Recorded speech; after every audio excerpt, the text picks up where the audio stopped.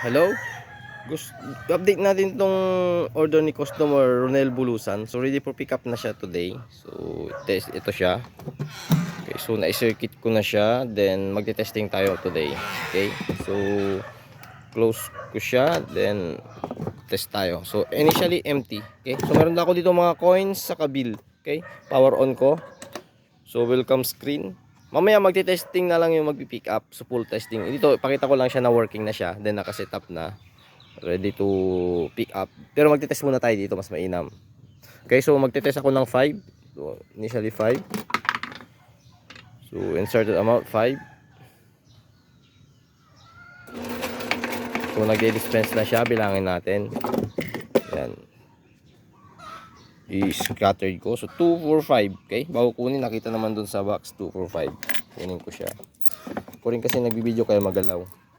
2, 4, 5. Okay, mabilis lang to. Next, test tayo ng 10. Okay. So sa screen, inserted amount 10. Then natin mag-dispense.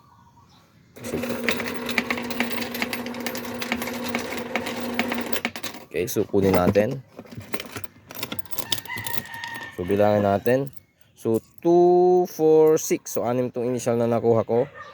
Okay, 2, 4, 6. Dilagay ko lang dito sa harapan. Then dito sa box may naiwan na 4. Okay. Kunin natin. So walang natira. Okay. 2, 2, 4. Okay. So 10. Next, testing tayo ng 20. Anyway, magti-testing naman tayo sa sir mamaya kung sino yung pipick up.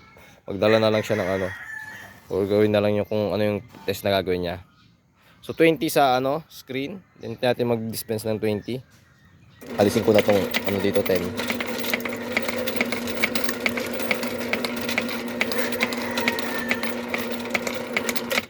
Okay, bilangin natin yung 20. So ako rin yung may hawak ng video. 2, 4, 6, 8, 10. Tama ba? 2, 4, 6, 8, 10. O, 10 initial dito. Kuha pa tayo. Pag iba kasing nagbibideo, kala ko kunin lahat to eh. So may natira pa ata dyan.